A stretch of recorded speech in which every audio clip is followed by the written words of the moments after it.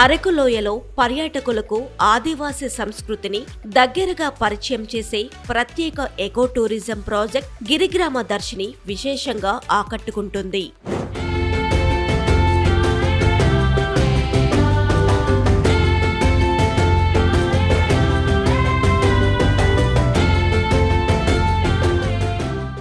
ఆంధ్రప్రదేశ్లోని పర్యాటక కేంద్రమైన అరకు వ్యాలీలోని గిరిజనుల సంస్కృతి వైభవాన్ని ప్రతిబింబించే ఒక బెస్ట్ స్పాట్ అనేది ఉంది. అదే గిరిగ్రామ దర్శిని.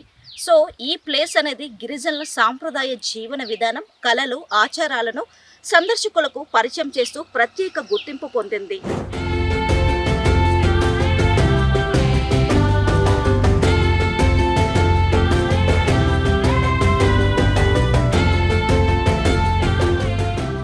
అరకు అందాలు అనగానే మనకు ముందుగా గుర్తొచ్చేది మంచు పర్వతాలు, పచ్చని లోయలు. కానీ ఆ ప్రకృతి రమణీయతకు ఆదివాసీల స్వచ్ఛమైన సంస్కృతి కూడా తోడైతే ఆ అద్భుతమైన కలయికే అరకులోని గిరిగ్రామ దర్శిని. ఇది కేవలం ఒక పర్యాటక ప్రాంతం కాదు, గిరిజన జీవన శైలికి సజీవ సాక్ష్యం.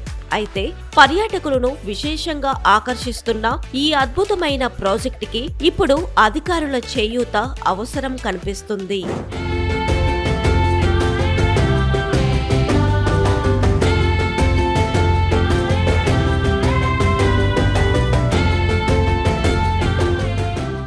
అల్లూరి సీతారామరాజు జిల్లాలోని అరకు నియోజకవర్గంలో ఐటీడీఏ మరియు పెదలబుడు ఎకో టూరిజం సొసైటీ సంయుక్తంగా నిర్వహిస్తున్న గిరిగ్రామ దర్శిని ఒక మంచి టూరిజం డెస్టినేషన్ అని చాలా మందికి తెలుసు. కాంక్రీట్ జంగిల్స్ లో అలసిపోయిన నగరవాసులకు ఇది ఒక సాంప్రదాయ స్వర్గధామం. ఇక్కడ పర్యాటకులు నేరుగా గిరిజనుల ఇళ్లలో బస చేస్తూ వారి మట్టి వాసనను ఆస్వాదిస్తున్నారు. ఉదయాన్నే లేచి వారితో కలిసి రోకలి దంచడం, తిరగలి విసరడం లాంటి పల్లె పనుల్లో పర్యాటకులు ఎంతో ఉత్సాహంగా పాల్గొంటున్నారు.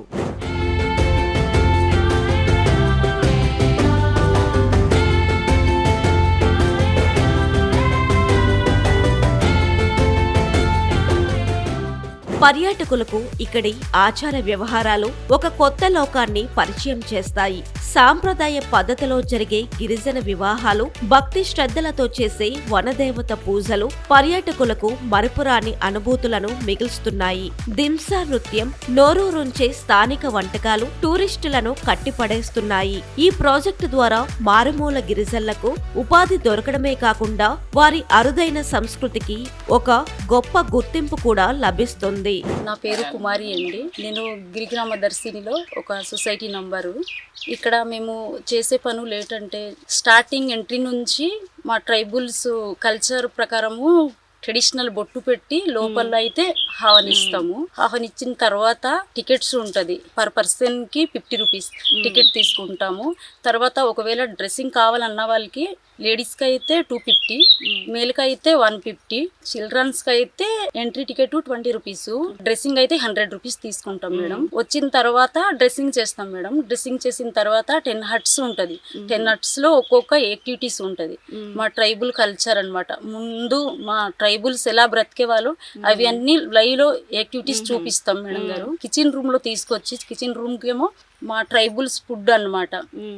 రాగి పిట్టు ఉంటుంది. రాగి పిట్టు వచ్చిన కస్టమర్స్ని అందరినీ టేస్ట్ కోసం పెడుతూ ఉంటాము.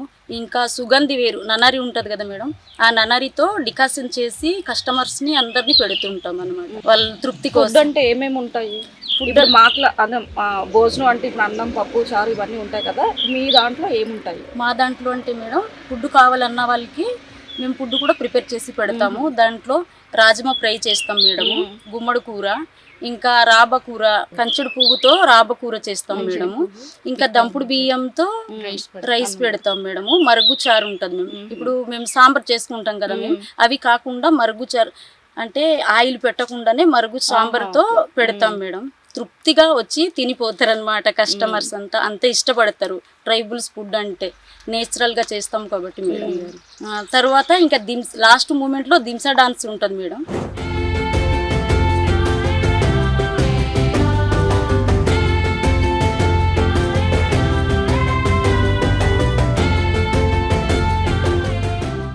అంతా అద్భుతంగా ఉంది కదూ, కానీ నాణానికి మరోవైపు చూస్తేనే అసలు వాస్తవం అర్థమవుతుంది. ప్రారంభంలో కనిపించిన శోభ ఇప్పుడు నిర్వహణలో కనిపించడం లేదు. ప్రకృతికి, సంస్కృతికి ప్రతిరూపమైన ఈ గ్రామానికి ఇప్పుడు మరమ్మతుల అవసరం. ఫీమేల్ డ్రెస్సింగ్ అయితే ఇలా రెడీ చేస్తాం. ఇలా రెడీ అంటే పక్కనేమో కొప్పు కట్టుకుంటాం అనమాట. ఫస్ట్ నా కొప్పు కట్టి పువ్వులన్నీ ధరిస్తాము. తర్వాత ఫేస్కి వచ్చినప్పటికీ ఈ బొట్లన్నీ ఇవి ఒరిజినల్ బొట్టే, తిలకం కాకుండా ఒరిజినల్ బొట్టే పెడతాము. పెట్టి మా సాంప్రదాయ ప్రకారము అప్పటి నుంచి మేము ఇప్పుడు దాకా కూడా మూడు సైడే మేము ముక్కులో వేసుకుంటాము కమ్మలు అనేది. తర్వాత వచ్చి మెడలో ఏమో ఈ తీగ వేస్తాం. ఇది హారం ఎలాగంటే తీగ అలా యూజ్ చేసుకుంటాం మేము. ఇదేమో సెకండ్ హారం లాగా రూపాయి కాయిన్స్ ఇవి అన్నీ ముందు అనమాట వేస్తాము. తర్వాత ఏమించి వడ్డనం కూడా ఈ రూపాయి కాయిన్సే వేస్తాము. తర్వాత గాజులేమో విత్తడివి, ఇవి చాలా బరువు ఉంటుంది, ఇవి వేస్తాం అన్నమాట.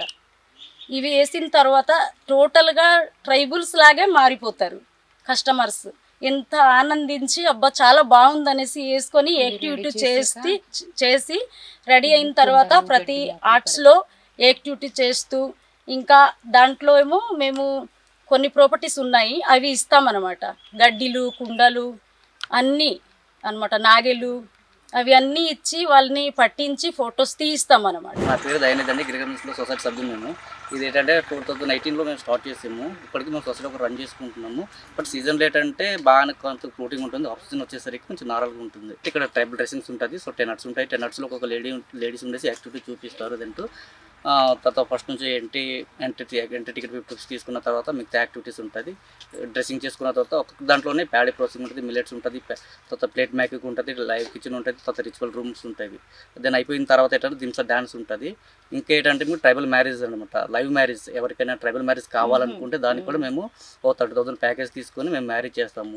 మ్యారేజ్ అంటే ఎంటే రేట్ అంటే మనకు ట్రైబల్ కల్చర్స్లో ఎలా పెళ్లి చేస్తామని దాంట్లో లైవ్ యాక్టివిటీస్ అన్నీ మనం చూపిస్తాం అన్నమాట. అది 1.5 hours ఎక్కే పడుతుంది మ్యారేజ్ చేయాలనుకుంటుంది.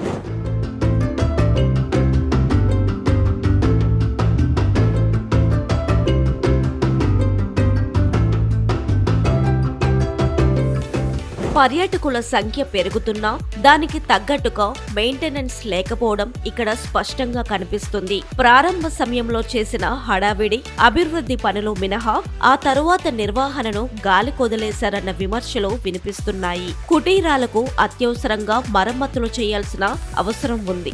కేవలం పాత సెటప్ తోనే నెట్టుకొచ్చేయకుండా పర్యాటకుల నుంచి వస్తున్న ఫీడ్బ్యాక్ ను పరిగణనలోకి తీసుకొని మౌలిక సదుపాయాలు మెరుగుపరచాలి. గిరిజనుల సాంప్రదాయ జీవన విధానాన్ని ఇంకెంత నాణ్యంగా, ప్రామాణికంగా ప్రదర్శించవచ్చో ఆలోచించి సరికొత్తగా డెవలప్ చేయాల్సిన సమయం ఆసన్నమైంది.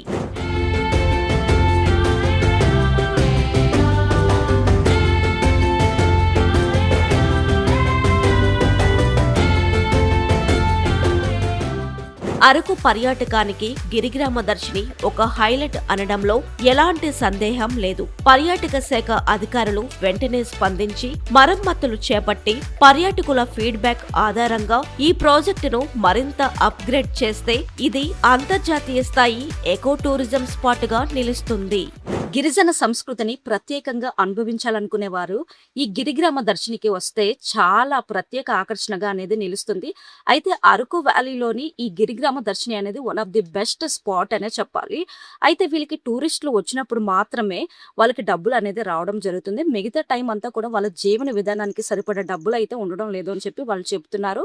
అయితే ప్రభుత్వం దీనిపైన దృష్టి పెట్టి వాళ్ళకి కావాల్సిన నిత్య సదుపాయాల్లో ప్రభుత్వం సమకూరిస్తే, అలాగే టూరిస్టులు వచ్చినప్పుడు కూడా ఈ టూరిస్టులు వాళ్ళకి కూడా సపోర్ట్ చేస్తే వాళ్ళ జీవన విధానం అనేది మరింత మెరుగుపడుతుంది అనేది కూడా చెప్పవచ్చు.